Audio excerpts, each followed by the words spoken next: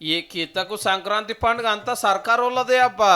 స్కీముల మీద స్కీములు చాలా అవుతున్నాయి. మళ్ళా ఫస్ట్ది రైతు భరోసా యొక్క విధి విధానాలని ప్రకటించి రేపు సంక్రాంతి పండుగ నుంచి రైతు భరోసా ఇవ్వాలనేది ప్రభుత్వం యొక్క ఆలోచన. అధ్యక్షుడు, ఆల్రెడీ అసెంబ్లీలో కూడా చర్చ నడిచింది. అన్ని పార్టీల సలహాలు కూడా అడిగినరు. రాళ్లకు, రప్పలకు, గుట్టలకు, పుట్టలకు, రోడ్లకు, కోళ్లపారలకు కాకుండా పండించే భూములకే ఇస్తారట. అది కూడా ఎకరానికి 7.5 మొత్తం ఎన్ని ఎకరాలు, ఎంత పైక మక్కర పడుతుందనే లెక్కలు తీస్తున్నారు. ఒక్క పారి చాలా అయిందంటే పంటకు నడుస్తూనే ఉంటది. కౌలు రైతులకు కూడా ఇస్తా అన్నాడు. ఇప్పుడు వ్యవసాయ మంత్రి అడిగితే మాకు సంబంధం లేదు, అది రైతు కౌలు రైతు చూసుకోవాలంట. ఇక రెండోది కొత్త రేషన్ కార్డులు.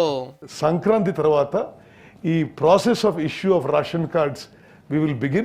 ఏందక్కో 10 లక్షల కొత్త కోపిన్ కార్డులు ఇచ్చే కార్యము ఏళ్ళకెళ్ళి ఏటింగ్ చేస్తున్నారు. మళ్ళా పెళ్లిలై పిల్లలు బడికి పోతున్నా ఏరువాడి ఎన్నో ఏండ్లైనా కారట్లు లేనోళ్లకు ఇప్పుడు వస్తాయి. ఇక అంతేకాదు సంక్రాంతికి వెళ్ళే సన్న బియ్యము, దొడ్డు బియ్యం ఎవ్వరు తింటలేరు, బయట అమ్ముకుంటున్నారని గవర్నమెంట్ గుర్తుపట్టి ఇక సన్నయ్య ఇయ్యాలని డిసైడ్ చేసింది.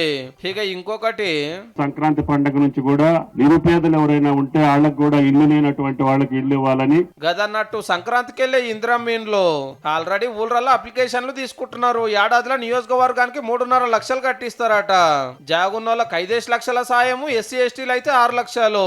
గిన్ని ఉన్నాయి కాబట్టి తాప పండుగకు జోరుంటున్నది పో.